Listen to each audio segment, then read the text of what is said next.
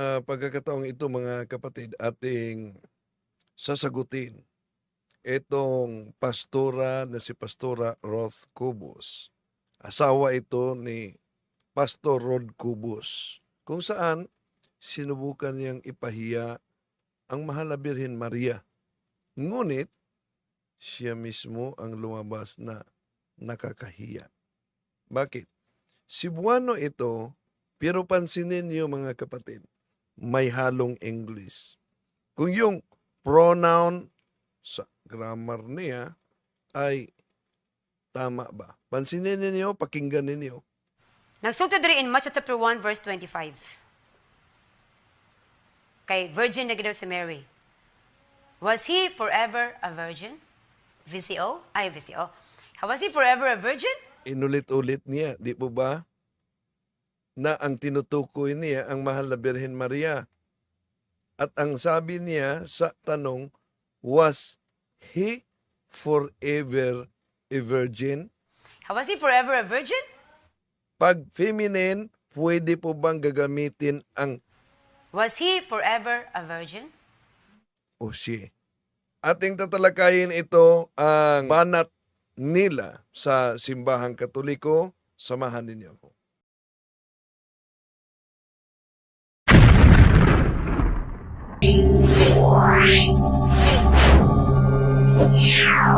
Kumusta sa lahat nating mga kapatid na sumusubaybay? Muli, ito ang inyong lingkod, Manuel Talibong, magkasama ninyo sa pagkakataong ito. At kung bago lang kayo sa ating channel, inaniyahan natin na magikayat sa mga kapatid natin, mga Katolikong magsubaybay, share ninyo, at huwag kalimutang mag-like. Huwag kalimutang mag-subscribe kung bago lang kayo.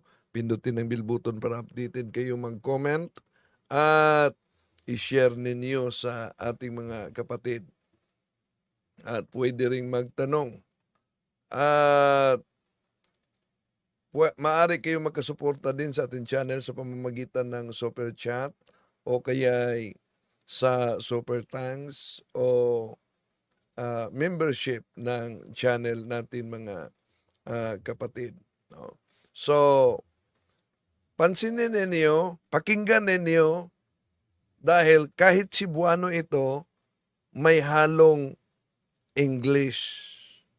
Ano ang napansin ninyo sa banat ni Pastora Roth Cubos sa Mahal na Birhen Maria? Pansinin ninyo, pakinggan ninyo. Nagsulti diri in Matthew chapter 1 verse 25. Kay virgin na gid si Mary. Was he forever a virgin? VCO? Ay, VCO. Was he forever a virgin? Of course. Wala. Nga naman. Pero kung tawag. Unsa gani ang sa rosary?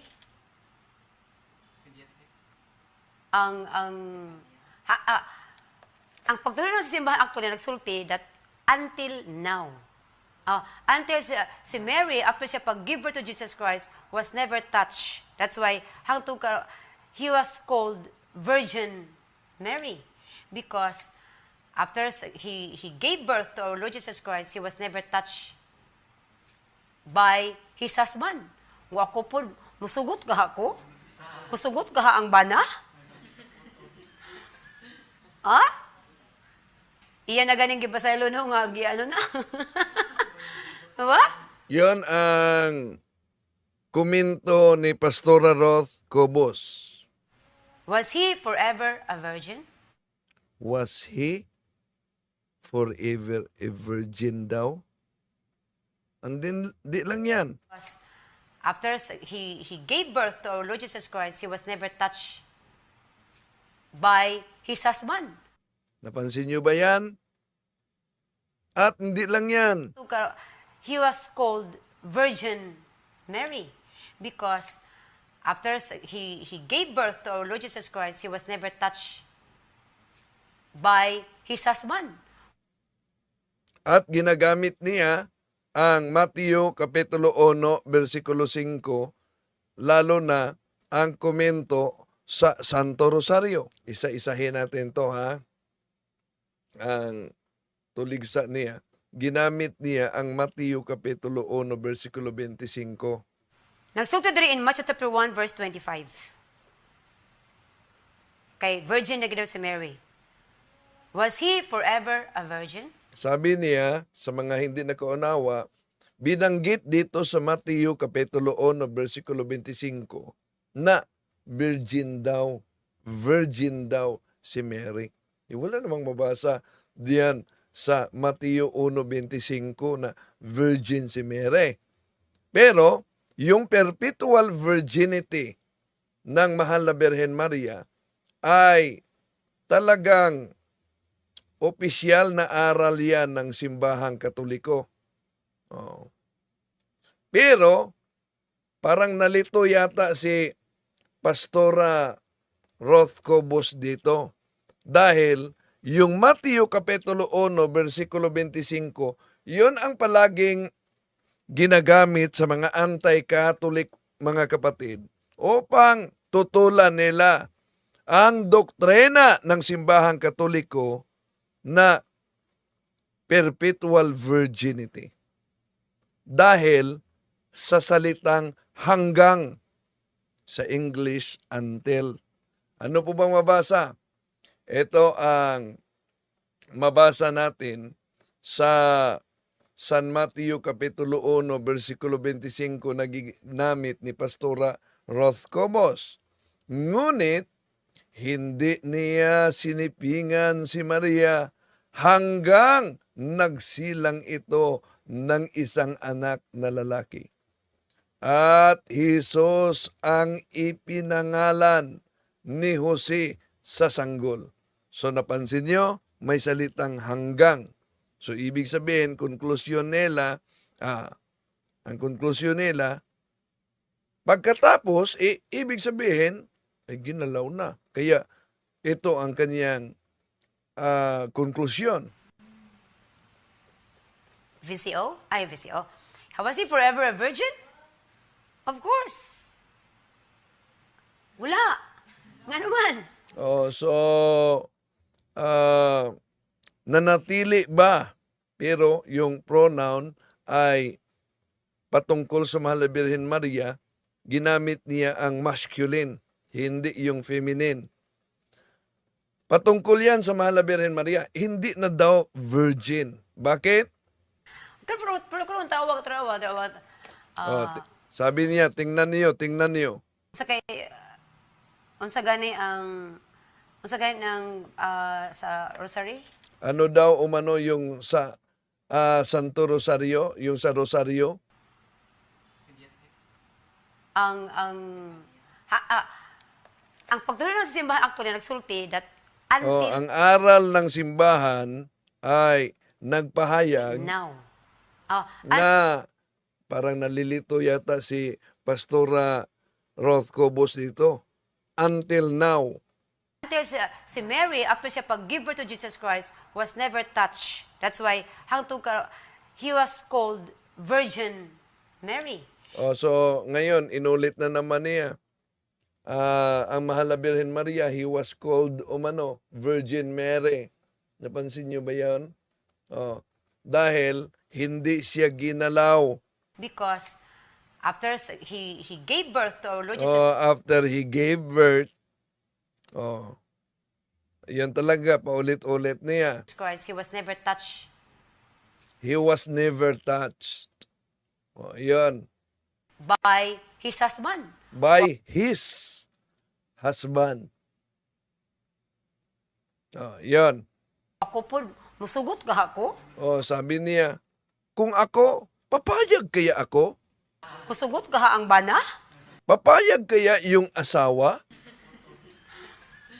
Ang tinutukoy niya dito na hindi ginalaw si Santa Maria. Kaya sabi ni Pastora, papayag kaya yung asawa? Iyan na ganing gibasaylo no nga ano na. Pinatawad na niya na ibig sabihin, yung giano na, pinatawag niya na buntis na. Kaya ang konklusyon dito, Papayag kaya siya na hindi niya ginalaw o gagalawin si Maria? What? Oh, yun, may patawa-tawa pa si Pastora. Pero ating lilinawin mga kapatid, itong pahayag ni Pastora gamit ang Mateo Kapitulo 1, versikulo 25. Ito ang konklusyon kasi nila, no? Na dahil mabasa na si Santa Maria umano, nakasulat din dito, pero sa original Greek Bible, napakaganda kung iyon ang ating gagamitin. Pero, at binanggit niya ang rosaryo, so dahil buwan ng rosaryo ngayon, isa-isahin natin ito mga kapatid. Ang binasa nating San Mateo Kapitulo 1, versikulo 25, ngunit hindi niya sinipingan si Maria hanggang magsilang ito ng isang anak na lalaki. At Jesus ang ipinangalan ni Jose sa sanggol. Yan. Ito ang common na tuligsa ng mga anti-Catholic. Di lang si Pastora Cobos o si Rod Cobos at iba pa, kundi napakarami ng mga anti-Catholic na pagkatapos makagamit sa San Mateo Kapitulo 1, versikulo 25, ang konklusyon, kaya napakinggan niyo ba mga kapatid? Hindi na virgin si Maria. Tapos isilang niya si Jesus. Dahil sa salitang hanggang. Natapos na ang period of time dahil sa salitang hanggang. Kaya, ating itatama mga kapatid, itong maling unawa ng mga nagsusulputang sikta. Tama ba ang kanilang unawa? Of course, maling-mali. Bakit? Dahil ang salita, tandaan natin, ang salitang hanggang, sa English, until, para malaman kung may nangyari matapos ang panahong itinakda mga kapatid, bigay tayo ng napakasimpleng halimbawa o kaya'y pagkumpara. Halimbawa, ikumpara natin. Sinabihan ng isang tatay ang kanyang anak na, "Dong, magpakabait ka hanggang ako'y bumalik."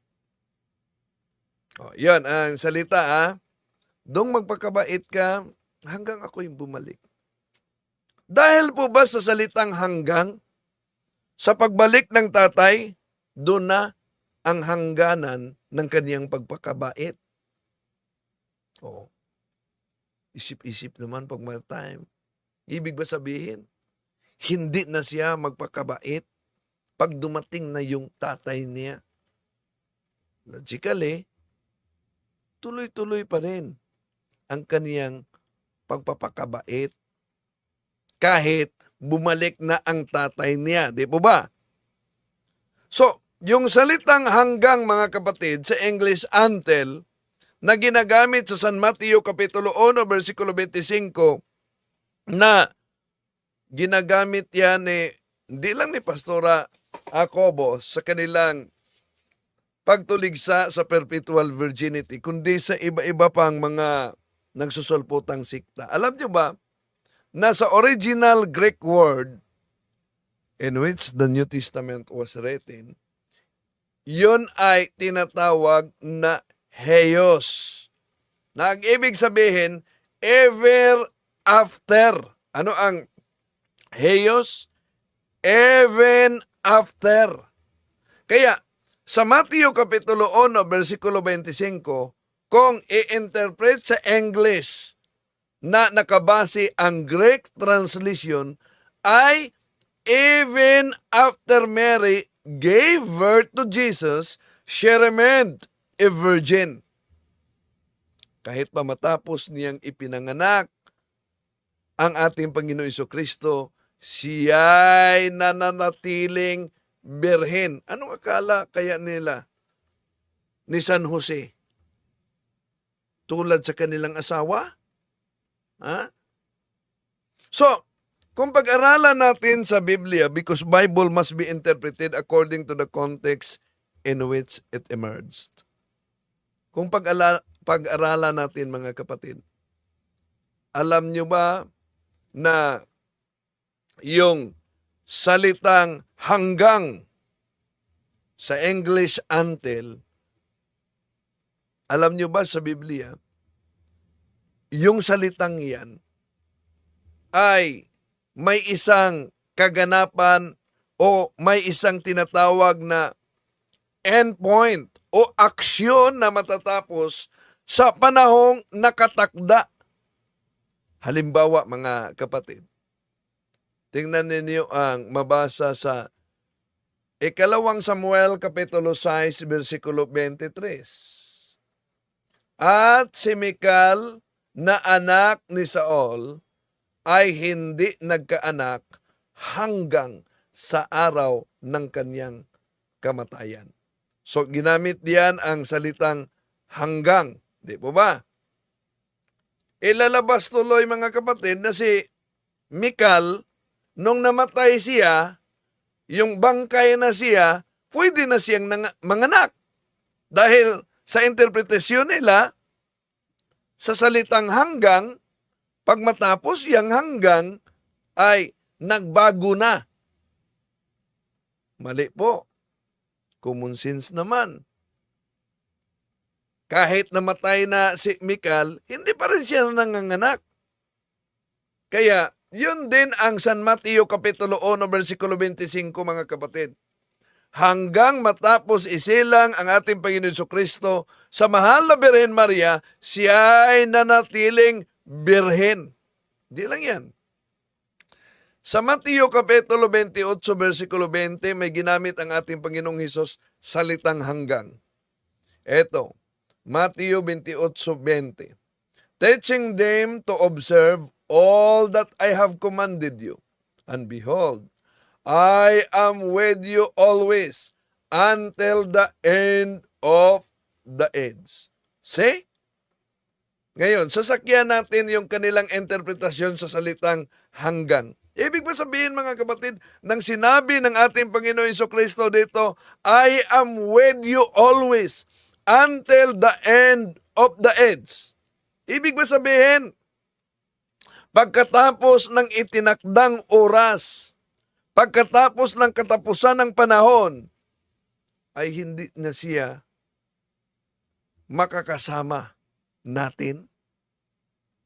O common sense naman. Di po ba? Ang ating Panginoon Jesucristo talagang kasama natin. Pero dahil po ba sa salitang hanggang, nagbabago na ang pangyayari? Kaya, yung San Mateo Kapitulo 1, versikulo 25 na ginagamit nila, mga kapatid, yun pa rin. Hanggang matapos isilang ang ating Panginoon Jesucristo, ang mahal na Birhen Maria ay nanatiling birhen. Di lang yan. Etong mabasa sa 1 Corinthians chapter 15, verse 25. Eto. For he must reign until he has put all his enemies under his feet. O see, meron pang nakasulat din na hanggang. Ibig po ba sabihin na pagkatapos malupig, pagkatapos mapasuko ang mga kaaway ng Panginoon, ay matatapos na rin ang paghahari ng ating Panginoon Jesucristo? Bay, di naman. Di po ba? Dahil alam natin na ang paghahari ng ating Panginoon Jesucristo ay magpatuloy. Lucas Kapitulo 1, versikulo 33, mga kapatid.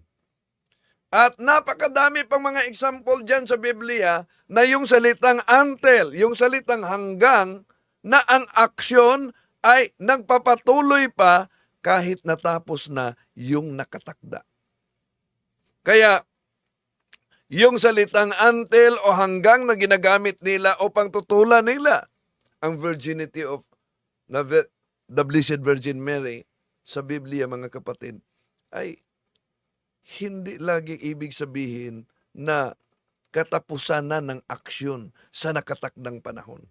Kundi, tumutukoy din ito sa permanenteng aksyon o sa nagpatuloyng aksyon kahit nangyari na yung nakatakda. So ganun din ang Mateo Kapitulo 1, versikulo 25. Ang sinabi diyan na siya'y berhen hanggang siya'y nanganak. So, hindi po ibig sabihin na siya ay berhen matapos nanganak, bagkus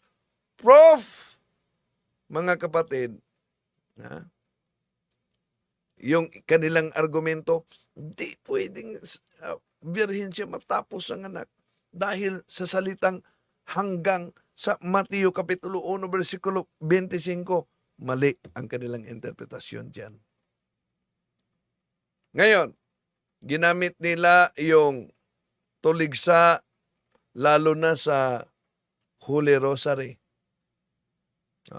So mamaya, tatalakayin muna natin ang Holy Rosary dahil month of the Holy Rosary ngayon. Alam niyo mga kapatid, kung wala itong Holy Rosary, siguradong yung Europe ay nagiging Muslim na. Kung wala itong Holy Rosary, siguradong ang Vatican, St. Peter, ay magiging mosque na. Bakit? Nalala niyo ba yung nangyayari sa Lepanto? October 7, 1517, during the time of Pope Pius V. Kaya sa pamamagitan ng nauna natin yung tinatalakay, Rosary, yon natalo ang mga Ottoman Turks sa digmaan. Ngayon, balikan natin dahil ito kasing Holy Rosary ang paulit-ulit na inaatake sa mga anti-Catholic. Na, alam nyo kung nakasaksi o makasaksi lang kayo sa deliverance o solemn exorcism, pag mailapat ito kahit pa Muslim na napusis, kahit pa ibang sekta, grabe talaga ang kanilang aversion. Pero sa mga anti-Catholic na katuparan sa unang Juan 2:18-19, nandito na ang mga antikristo. Sila ay galing sa atin, ngunit sila'y humihiwalay sa atin upang makilala na sila'y hindi talaga kasama natin. Para tutulan nila mga kapatid, gagamitin nila, maliban na tinututulan nila yung perpetual virginity, ginagamit nila ang Mateo Kapitulo 1, versikulo 25, tutulan din nila ang rosaryo at gagamitin nila yung Matthew chapter 6, verse 7. Ano po ba ang nakasulat niyan? Gamitin natin King James Version. But when ye pray, use not vain repetitions, as the heathen do, for they think that they shall be heard for their much speaking. Yan. Kaya kung mabasa nila yan, malinaw. Bawal talaga ang paulit-ulit na pagbigkas ng rosaryo na ginamit ninyong mga Katoliko, at di lang yan. Ang rosaryo ay di yan mabasa sa Biblia. Mali po. Bakit? Una, kung tingnan natin mga kapatid, yung termino na rosaryo, nakabase yan sa unang compiled na Bible sa kasaysayan ng simbahang Katoliko, yung tinatawag na Latin Translation Bible. Sa Sira Kapitulo 50, versikulo 8, ito mabasa natin. quasi arcus, effulgens in nebulam, gloria et quasi flus rosarum, en diebos vetris quasi leliaque, sunt en transito aquae, et quasitos redolens en dibus estatis.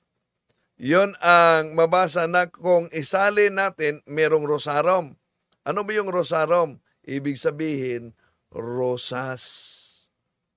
Parang rosas na bagong bukadkad.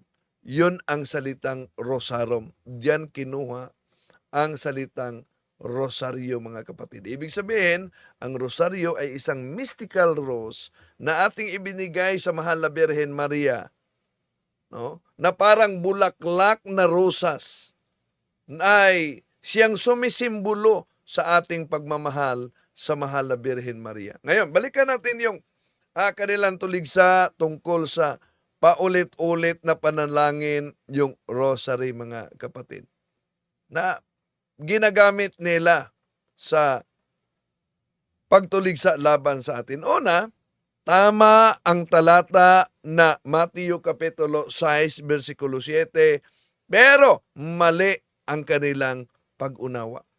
Bakit? Kung babasahin natin maigi, mga kapatid, yung konteksto sa Mateo Kapitulo 6, versikulo 7, ay napakalinaw. Ang ipinagbabawal ang yung tinatawag vain repetition. Balikan natin, basa ha. Ito ang ipinagbabawal. Tingnan niyo.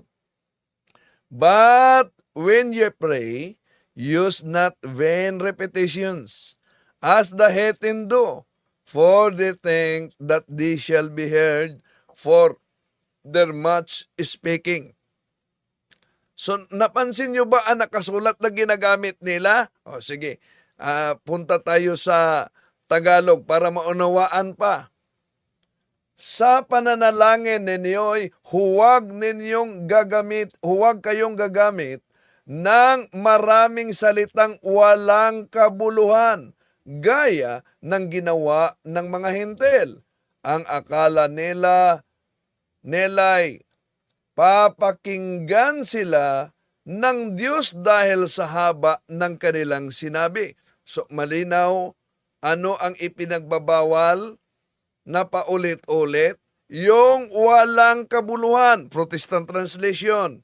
Ito ang mabasa natin. Ngunit, kapag ikaw ay manalangin, huwag mong gamitin ang mga walang kabuluhang paulit-ulit sa mga panalangin gaya sa ginawa ng mga hintil. So, malinaw, mga kapatid, na yun ang konteksto na nakasulat. So, kung tama ang akusasyon ng mga anti-Catholic na mga protestante na pinagbabawal ang dasal na paulit-ulit sa San Mateo Kapitulo 6, versikulo 7, dapat wala na yung nakasulat na vain. Kundi, dapat ang nakasulat, repetition lang. Di po ba? Ganon mag-magic sila. Pero, napakalinaw ang nakasulat, yung walang kabuluhan, yung vain repetition.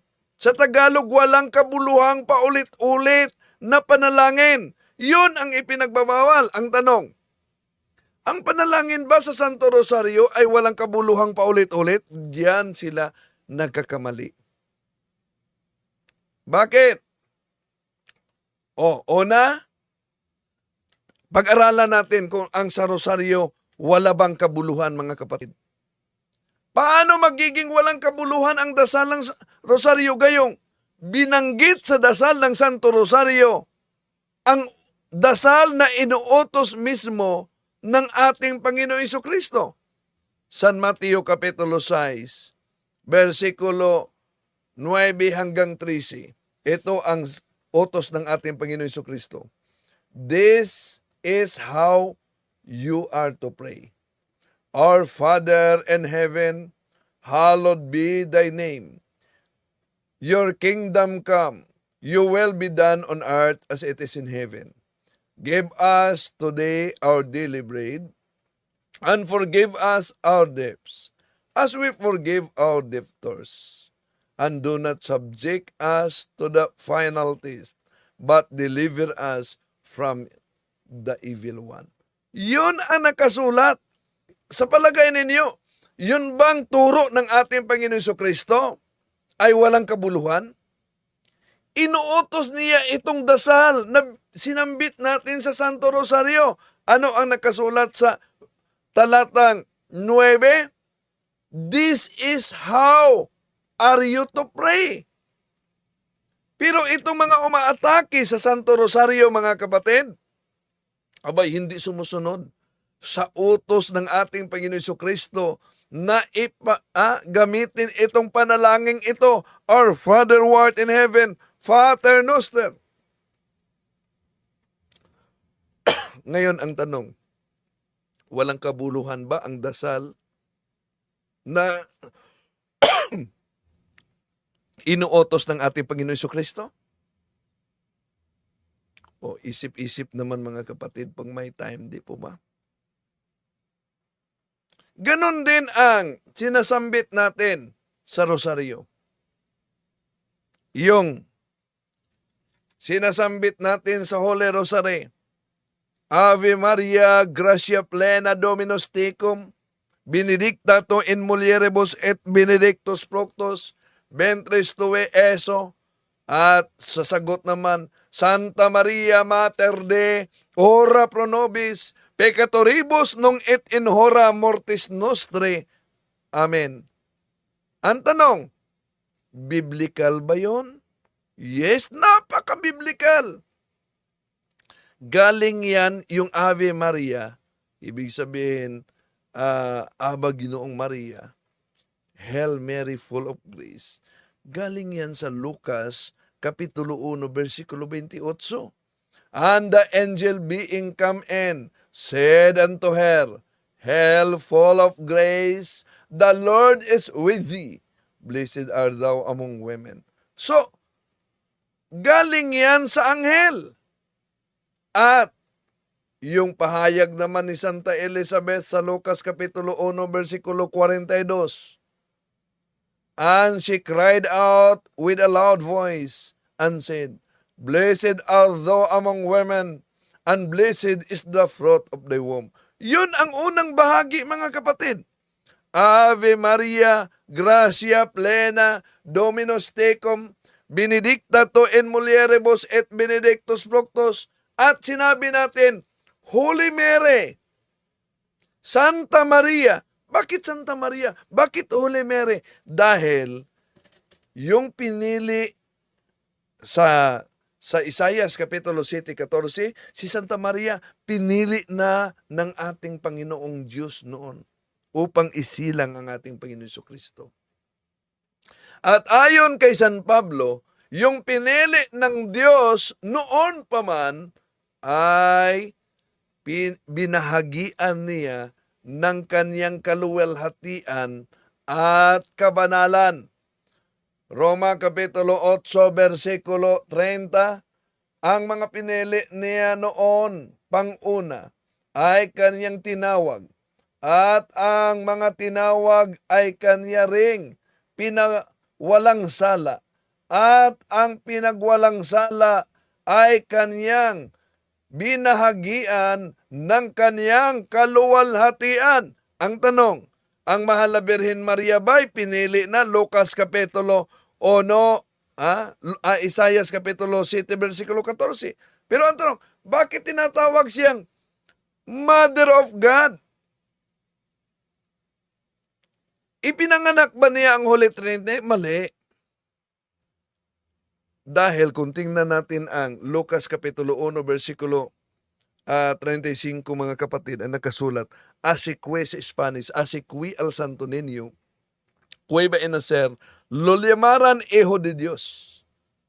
Dahil dito, ang banal na bata ay tatawaging anak ng Diyos. Ano daw? Ang kanyang ipinanganak, tatawaging anak ng Diyos. Ano ang tawag sa bata na ipinanganak ni Santa Maria? Tatawaging anak ng Diyos. Sino ang ina nitong bata na tatawaging anak ng Diyos, si Santa Maria. Therefore, si Santa Maria ay ina ng Diyos nung ang ating Panginoon Jesucristo ay nagkatawang tao. Kaya kung tignan natin ang pahayag ni Santa Elizabeth sa Lucas Kapitulo 1, versikulo 43, "And whence is this to me, that the mother of my Lord should come to me?" Ano umano ang pahayag ni Santa Elizabeth? Sinabi, ma-emosyonal talagang tinatawag ni Santa Elizabeth sa Lucas Kapitulo 1:42 na si Santa Maria ay Mother of my Lord.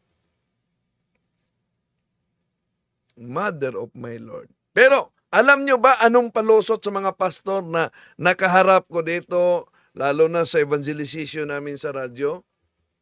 Yung Lord o mano, Ginoo sa Tagalog, alam niyo ba? Ang kanilang palusot diyan ay hindi naman yan Diyos, God, kundi yung Lord na yan, ibig sabihin, Mister. Nako. Tingnan natin. Palitan natin ng Mister, batay sa kanilang interpretasyon, mga kapatid. Anong resulta? "And whence is this to me, that the mother of my Mister should come to me?" Oh, di po ba nagiging biyena na ni Santa Elizabeth si Santa Maria kung sasakyan natin ang interpretasyon nito mga pastor na ito? So dito, may emosyonal talaga si Santa Elizabeth na tinatawag niya si Santa Maria, Mother of my Lord. Ang sinasambit ni Santa Elizabeth na Mother of my Lord ay katumbas talaga, mga kapatid, sa Mother of my God. Bakit? Dahil sa Biblia, ang Lord ay Diyos. Alam ba nila yan? Sige. Jeremiah chapter 10 verse 10. "The Lord is true God. He is living God, the eternal King, before whose anger." So, the Lord is God. Napakalinaw yan, mga kapatid. At ganon din ang mabasa natin sa Gawa Kapitulo 2, versikulo 39. "For the promise is made to you and your children, and to all those far off, whomever the Lord our God will call." So, napakalinaw sa naturang talata, mga kapatid. Walang duda sa konteksto sa Biblia na ang Lord ay tumutukoy sa pagka-Diyos. So, patunay na ang Lord, ibig sabihin, God, Diyos. Kaya, ang nasa sinapupunan ni Santa Maria ay Diyos. Hindi lang basta Panginoon iyon, kundi Diyos mo iyon. Kung Diyos ang nasa sinapupunan ni Santa Maria, at si Santa Maria ay ina ng nasa sinapupunan niya, therefore si Santa Maria ay ina ng Diyos. Ang mismong Diyos mismo ang nagsasabi, siya lamang ang Panginoon at wala ng iba. Saan yan mabasa? Isaiah Kapitulo 45, versikulo 5 hanggang 6. "I am the Lord and there is no other. There is no God beside me. It is I who arm you. Though you know me not, so that toward the rising and the setting of the sun, men may know that there is none besides me. I am the Lord. There is no other." So, malinaw, mga kapatid, ang nabasa natin sa talata. Kaya, kung gagamitin natin ang common sense, ang lohika, kung sinasabi ni Santa Elizabeth sa Lucas Kapitulo 1, versikulo 41, 43, kay Santa Maria na Mother of my Lord. At kung ang Panginoon ay Diyos, ayon sa Isaias Kapitulo 10, versikulo 10. Therefore, si Santa Maria, na tinawag ni Elizabeth, Mother of my Lord, ay katumbas sa Mother of my God. Ngayon, bakit po ba tayo sinasabi nating pray for us sinners? Pray for us sinners, now and the hour of our death. Bakit sinabi natin yan? Una mga kapatid, bakit sinabi natin yan? Total ang mga ibang mga karamihang mga anti-Catholic. Bakit kayo lalapit pa ni Maria, lalapit sa mga santo, si Kristo lang ang daan? Pero di nila alam na napaka-biblical na utos mga kapatid. Anong utos? Na pag may idudulog o hihingiin o darasal tayo sa Diyos, may utos. Lumapit tayo sa mga santo. Kahit pa sila'y matagal na patay na, mga espiritu silang nasa langit. Saan yan mabasa? Sa Hebreo Kapitulo 12, versikulo 23. Lumapit kayo sa pangkalahatang pagtitipon sa iglesia ng mga panganay na nakatala sa kalangitan. Lumapit kayo sa Diyos na hukom ng lahat at sa mga espiritu ng matuwid na pinagiging ganap. See? Lumapit kayo. Ang problema, wala silang kasamang mga santo. Napakalinaw. Lumapit kayo sa Diyos at sa mga espiritu ng mga matutuwid. Ang sinabing lumapit, malawak ang ibig sabihin niyan. Pumasok din yung request, paghingi, hiling, in short, panalangin. Dito malinaw mga kapatid na hindi lang pala ang Diyos ang lapitan sa ating panalangin, kundi kasama na din ang mga espiritu sa mga matuwid. Ito ang mga pinabanal. Ito ang mga sanctified spirits na naglingkod ng Diyos. Ito ang mga santos. Yan ang dahilan kung bakit hindi lang directly ang panalangin ng mga Katoliko sa Diyos, kundi indirectly din sa Diyos sa pamamagitan ng mga espiritu ng mga matuwid, ng mga ligtas na sila ang mga santo. Pag sinabi nating indirect mga kapatid sa Diyos, ay may isa pang tao na dadaan ng ating dasal bago makapunta sa Diyos. Dito na papasok yung nakasulat sa unang Timoteo Kapitulo 2, versikulo 1. Panalangin sa pamamagitan para sa lahat. So, walang mali tayo mga kapatid na mananalangin sa mga santo at sa Mahal na Birhen Maria. Biblia ang nagpatunay na walang mali, kundi utos. Utos ito mga kapatid na nakasulat sa Biblia. Sa unang Timoteo Kapitulo 2, versikulo 1. Kaya nga, una sa lahat, ipinamamanhik ko na ang lahat ng mga dalangin may paghiling, ang mga dalangin na sa pamamagitan at sa pagpasalamat ay gawin para sa lahat ng mga tao. See? Ano daw? Ay gawin para sa lahat ng mga tao. Kaya malinaw ang panalangin sa pamamagitan para sa lahat, everyone. Pag ikaw ay nanalangin sa Diyos para sa iba mga kapatid, yun ang panalangin na nakasulat sa unang Timoteo 2:1. Kaya, kung tingnan natin ang mabasa sa Biblia, lalo na sa James chapter 5 verse 16, na ang panalangin sa taong matuwid ay very powerful. Sa palagay ninyo si Santa Maria at mga santo matuwid o hindi?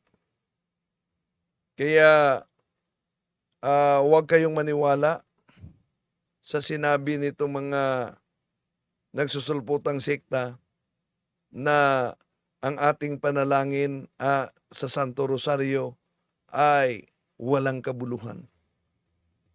So, napaka-biblical talaga. Kung sasabihin nila, hindi biblical ang Rosario, mali. Ang Biblia ay nasa loob ng Rosario.